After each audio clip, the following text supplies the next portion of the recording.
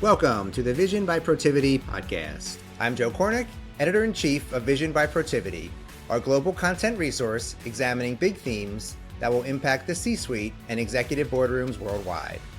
Today, we're exploring the future of government, and we're thrilled to welcome the World Bank's Ed Olowo-Okere, the former Global Director of the Governance Global Practice, and now Senior Advisor, Equitable Growth, Finance, and Institutions. Ed's the director of the World Bank's Future of Government report, a call to action for the governments around the world to reinvent themselves as they face unprecedented health, economic, and fiscal challenges. Today, I'll be sharing interview duties with my colleague, Charles Dong, Global Public Sector Industry Lead for Protiviti. Charles will join us in just a few moments, but now I'm going to welcome in Ed. Thank you so much for joining us today. Glad to be here, Joe, and thanks for having me. So Ed, let's start at the beginning. This Future of Government report is not an annual or regular report. It was your brainchild. So why did you and the World Bank think a Reimagining Government for Good report was necessary? Thank you, Joe, and you're absolutely right that this is not a regular report or an annual report. In 2020, we discovered that governments across the world were facing multiple crises, including health, social, fiscal, and economic. And as you know, these crises were triggered by or exacerbated by the COVID-19 pandemics. And they were also coupled with the climate change crisis. So we know from history that crises have often driven reforms in governments. And we reckon that the 2020 crisis were not going to be an exception. So the real question was, what kind of reforms would be undertaken by governments? So we wanted to be able to help or support governments to make reforms that are truly transformational, reforms that are well coordinated, and also draw on lessons of what has worked and what has not worked in the past decades. Right. You make the point in the report that many governments can't meet just the basic needs of their citizens because of unresolved governance problems. So what do you see as the biggest problems of governance and how do we solve them going forward? Okay. So let me clarify that the basic needs that we are talking about really are things like basic health care, clean water, basic education, shelter, social safety nets, and simple kind of security of lives and livelihood. So when we talk about the governance problems that are responsible for this, there are many of them. So in the interest of time, I will just focus on two. And the two I will focus on are corruption and lack of voice and participation. So if you look at these two problems, you will see that they are responsible to a large extent for the legitimacy and trust deficit that most governments suffer. If you look at a number of countries as well, where there are violent conflicts and fragility, you will see that these two problems are really a main contributor to these issues of fragility and conflict. So, as to your question regarding how we can solve these problems, we know if we take the case of corruption, corruption is an age-long issue and it has been around for a long time. But we know also that there are countries that have effectively managed to be able to control corruption. So the problem can be solved. Now, the question then is, okay, how do you solve it? This is really about countries deliberately ensuring that there is greater and enhanced transparency and accountability.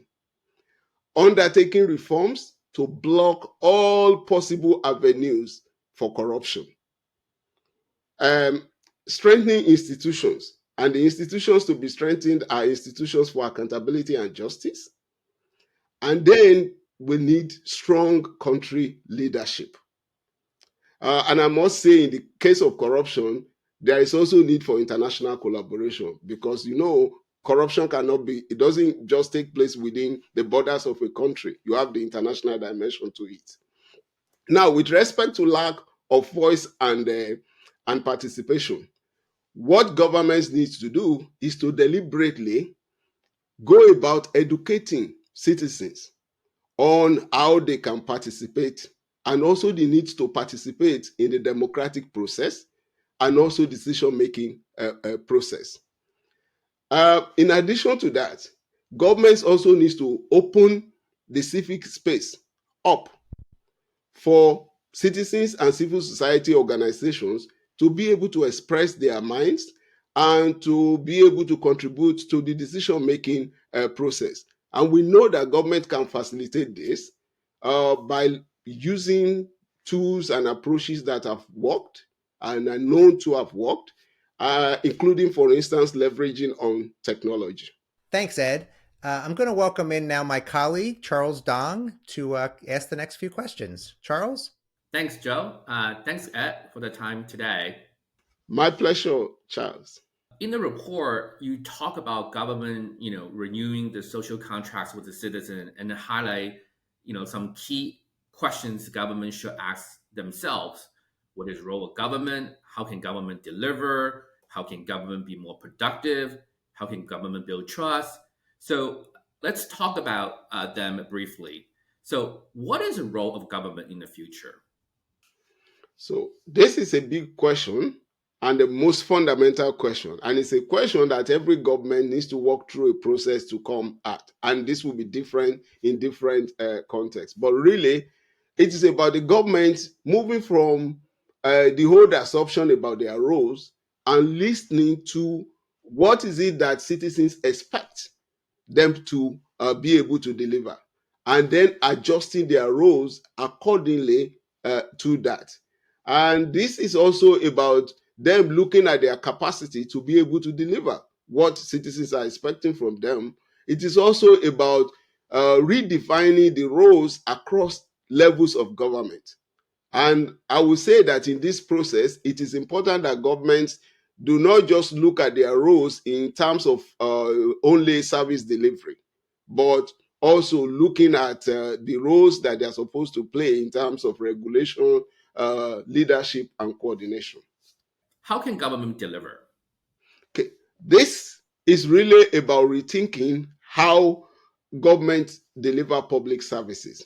So, for example, how can government deliver social outcomes with support from non-state actors like the private sector, religious-based organizations, and community-based organizations?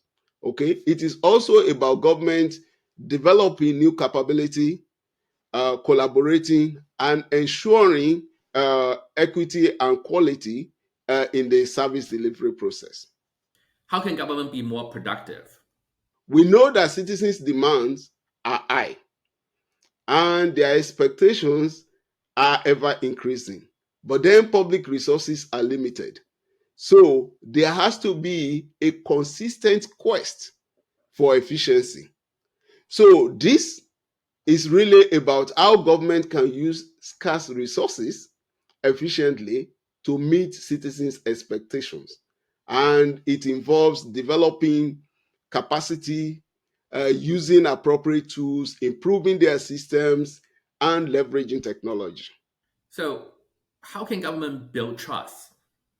How can government build trust? We know uh, that currently most governments suffer trust deficit. So this is really important because lack of trust in governments affects government effectiveness. So three aspects of this. The first one is really having a new social contract that can then form the basis of citizens having really a deep level of trust towards the government. So a renewed social contract is fundamental. We know there are two critical factors for securing and maintaining trust. The first one is really delivery of services that meet the expectation of citizens. And the second aspect is transparency and accountability in the service delivery process. So the question is, how can government meet those two factors? Then the third element in terms of securing trust is for government to be able to identify those factors outside of its control that may impact on trust, and then determine how it is going to be able to manage that.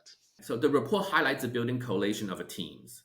What role could business leaders and the private sector play in helping government to solve the challenge of reimaging itself?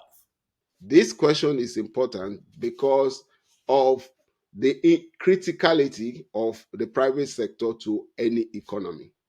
Now, there are two different roles that we can envisage for business leaders and the private sector. The first one is really for business leaders and the private sector to take the lead in building coalitions for change. And this involves reflecting on where their government is, their role in the government of the past, the potential roles that they could play in the government of the future.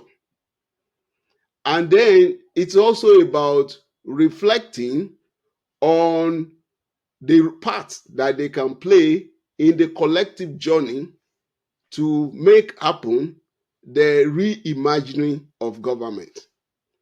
And this, for instance, involve them thinking about and identifying who they shared interest with, who they can influence, who they can have conversation with, and then start building that coalition for change. So that's the first part. Then the second part, or the second role that business leaders and the private sector can play, is really participating in a process that government may lead to build coalitions for change. And if you look at the four questions you asked me earlier on about how the new social contract can be developed, government cannot really renew the social contract without listening to and having conversations with non-state actors like business leaders and the private sector. Thanks, Ed. I'm going to turn it back over to Joe now. Thanks, Charles. And Ed, two more questions from me, and they both require you to look out to the future, maybe a decade or more. And I know that you did that in the report, so you're the perfect person to ask. First, what are the implications if governments don't sort of heed this advice? What if we get this wrong? What are the implications of that? That would be a terribly missed opportunity to take advantage of serious crises to make transformational changes and to begin to build capability to be responsive to the expectations of citizens. So if that were to be the case, we can imagine a future where governments will lurch from crisis to crisis, will not be responsive to the needs of citizens, will be unprepared for crisis, will suffer legitimacy and trust deficits, and will not be effective as they should be. And I really hope that will not be the case. You and me both, Ed. So let's end on a positive, if we could. What are the possibilities for the planet and for the people of the planet if governments do get this right? What could be the ultimate impact? Take us out a decade or more and talk to me about that future. Yeah, thanks for that. We will have a new social contract that governments and citizens are really excited about.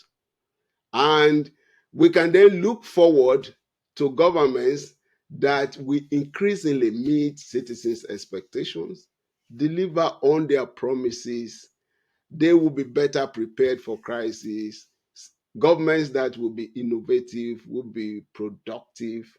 And this will lead to a situation where governments will be trusted by citizens and they will have high legitimacy, which will further help their capability to deliver on the renewed social contract.